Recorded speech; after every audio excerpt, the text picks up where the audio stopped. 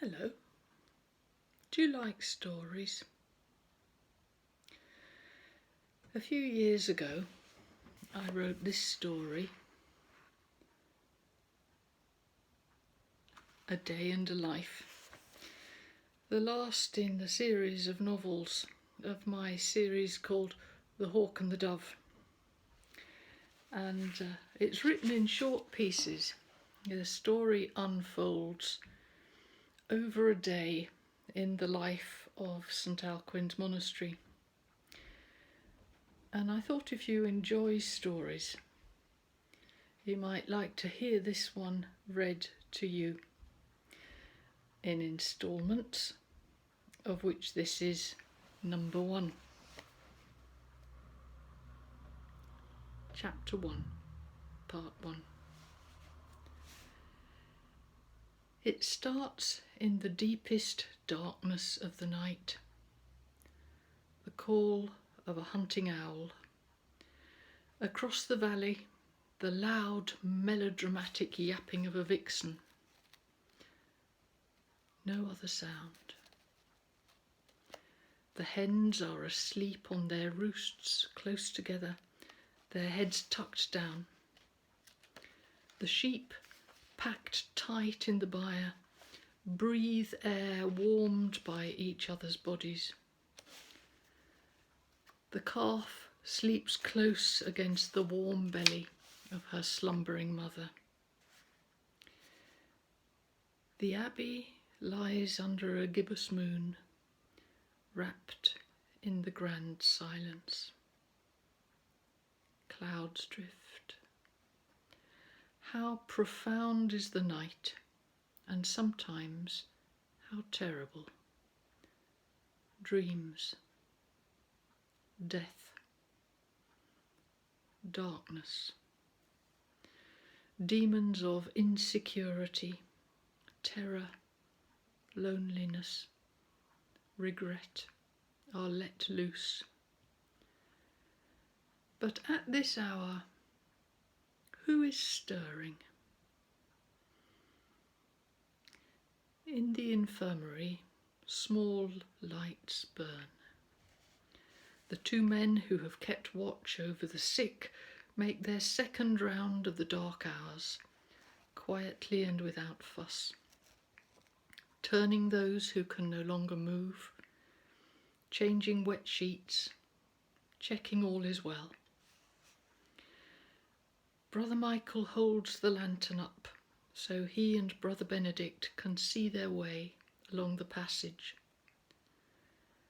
The place where they are is eaten by shadows, but the warm dancing halo of candlelight illumines Michael's face. Even in the crumpled weariness of the depth of night, you can see the kindness. You would trust this man with your life, and many do. Benedict is new to working through the night. He took his solemn vows, his life vows, in the summer.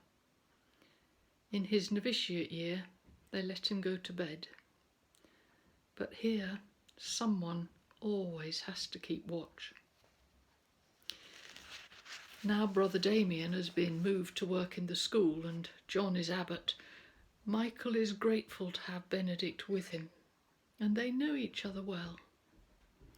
The night strips away defences, and bonds form between man and man in the care of the sick.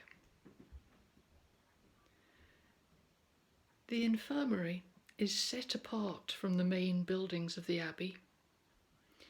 The great church looming up monolithic, a majestic assurance of faith immovable under the night wind, the shifting clouds, the waning moon. Beside the church, the cloister garth, and set around its verdant square, the west, south, east ranges of the abbey buildings, all folded in stillness. Father Bernard, the sacristan, is lost in dreams. Just the faintest whistling snore. He has no idea what he dreams because he never remembers them.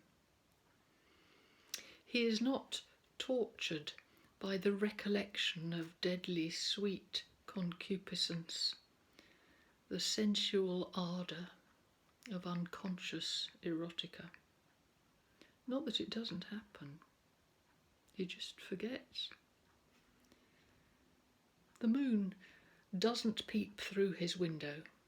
At this hour, she is looking in on someone else. The sacristan's cell has been built just a little larger to accommodate an utterly essential device, the clepsydra. This water clock drips time away until the point is reached when the striking mechanism, operated by weights and a rope, turns the axle so that the flail strikes the little bells and wakes up Father Bernard. He knows from past experience of embarrassing human frailty what you have to do. Get up immediately.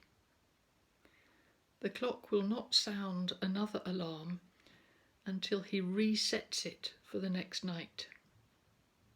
If he lingers for 2 more minutes, that can lengthen into 3, 5, drowsing, back to sleep, and an entire monastic community can fail to make vigils. This must not happen. So the instant those bells penetrate the sacristan's sleep, and he is listening for them in some buried watchfulness persisting beneath bodily rest, he swings his feet down to the floor, bringing himself to sit upright on the warm hollow of his low wooden bed, and stands up, stiffly, stretching. Apart from the care of the sick and the cold nights of early spring when Brother Stephen watches over the lambing, the monastic day begins here with Father Bernard. He fastens his sandals, his belt. In his cell he has a lantern with a fat candle that burns through the night. Too many abbeys have been razed to the ground as a result of a brother struggling with flint and tinder in the dark. The abbot of this one will not take that risk, so their sacristan sleeps with the light burning, the living flame enclosed securely inside its iron and horn cage. It doesn't stink like the tallow candles of an ordinary home. Monks prize their bees. The beehive is itself a sort of monastery. Our Lady in her chapel, surrounded by her industrious virgin community. And the wax burns sweet and clear, freshening the room. If the sacristan breaks wind as he drifts off to sleep, the flame from beeswax restores the air to purity. Father Bernard takes up the lantern and leaves his cell. Just outside, on a shelf affixed to the wall next his door, stands the bell, its wooden handle worn smooth and shiny from the hefting of his hand every night of the year. He starts along the dorter, making the most unholy jangling clamour as he goes by, unstinting as he treads slow and reliable along the passage between the closed cells. The faithful hullabaloo rouses the community out of sleep. Ka-chang, ka-chang, ka-chang, all the way to the end and back again. Doors are opening already as he reaches the night stairs. Going carefully, minding his step, one hand holding the lantern, the other clutching the bell, neither free for the handrail, he goes down to the moonlit cloister. He doesn't stop to look through the arches at the beauty of the cloister garth bathed in white moonshine, its shadows and shapes mysterious under the stars. He heads for the abbot's lodge. There he sets down the bell and lifts the latch, picks it up again and goes through the atelier, stopping outside the inner chamber where the abbot sleeps. Ka-chang, ka-chang, ka-chang. He waits, listening for the sound of the wooden clapper telling him he has succeeded in waking his abbot. Satisfied, he goes out into the cloister, leaving the door open behind him to permit a little more moonlight to shine through and to save Father John the trouble of groping for the latch of the door in the dark. By the foot of the night stairs, at the doorway into the south transept of the church, just near the holy water stoop, a stone niche originally intended for a blessed statue makes a convenient place to house the bell while Father Bernard is in chapel. As he places it carefully there, ensuring that the iron tongue so vigorously wagged a few moments before is now hushed, the sacristan is already surrounded by the quietly scuffing feet of the community assembling for prayer. Even given the peaceful monastic tread to which they are schooled in their novitiate years, the brethren descending the night stairs sets up a rumbling like thunder. But here in the stone-flagged cloister, only the ripple and flow of woolen robes and the susurrus of many feet. Towards the east, in the sanctuary, the perpetual light burns in the ruby glass. High in the rood loft, Christ on his cross hangs over this, their world. For a while there is nothing to hear but sandals on stone, robes, the creaking wood of the stalls as men take their places, the discreet muffling of a cough. Then in the darkness, lit only by the sanctuary light and one lantern, the gathered community comes to absolute silence. Ready. The knock of the abbot's ring against the wood of his stall, and you hear them all rise in the darkness. Pater Noster, qui es in celis.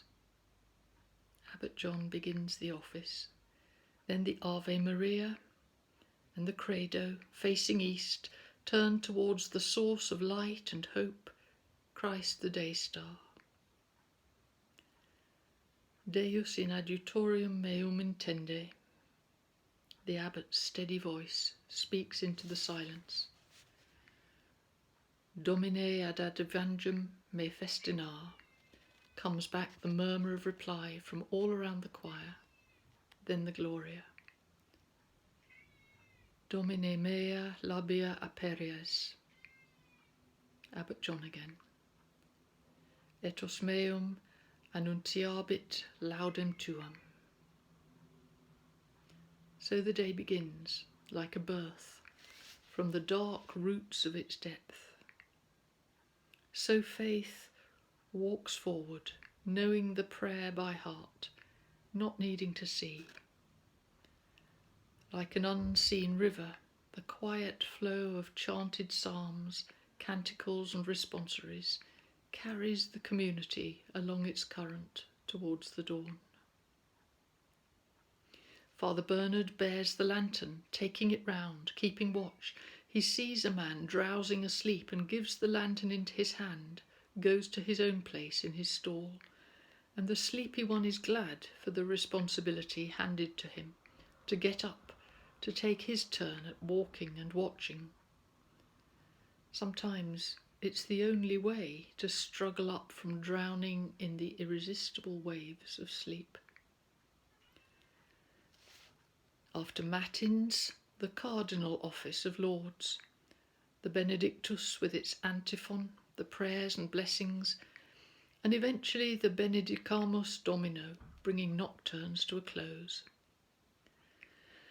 So they go up again to beds by now well cold, sandals shuffling on the stone, the quiet ripple of robes, the rumble of many men mounting the stairs.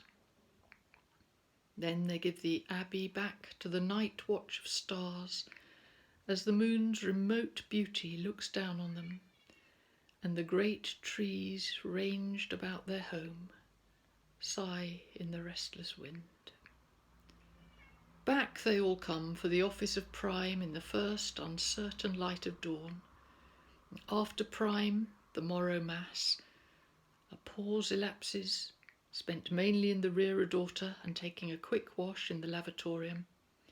And then they break their fast, standing, still wrapped in the great silence, just small ale and dry bread now in mid-September. Their abbot watches over their well-being with common sense and compassion. In the winter he sees to it they have gruel seethed through the night over a low fire and doled out into wooden bowls held in hands numb with cold. But yesterday's bread is entirely adequate for this time of year. Keeping custody of the eyes, eating and drinking tidily and quietly, they stand at the tables. Only the abbot catches the attention of the novice master, signalling a frown of perplexity. Father Theodore responds with the slightest shrug, a barely perceptible shake of the head. He grasps the question his abbot is asking, and he doesn't know either. Yes.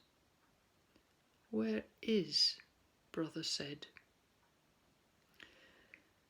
As the men go from the frater to the chapter house, they leave their ale mugs on the waiting trays at the end of the long tables for the kitchener to collect and wash after chapter.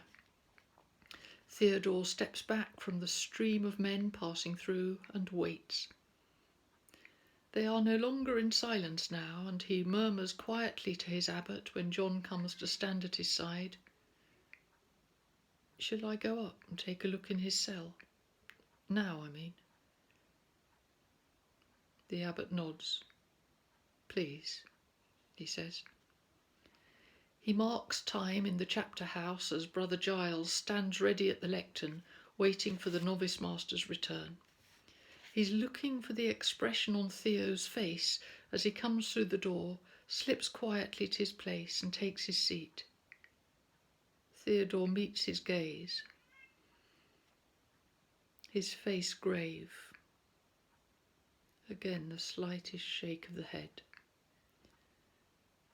Evidently, one of their novices has decided to leave them.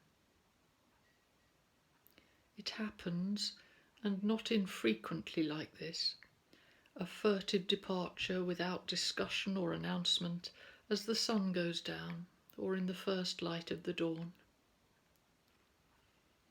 His expression sober, Abbot John looks across to the reader, nods his permission to begin. Let him not neglect or undervalue the welfare of the souls committed to him, in a greater concern for fleeting, earthly, perishable things, but let him always bear in mind that he has undertaken the government of souls and that he will have to give an account of them. Brother Giles reads out clearly. The him in question is the abbot of the community. This one bends his head, looking down at his folded hands. He will have to give an account, he thinks, and the burden weighs heavy. It looks like he's lost one.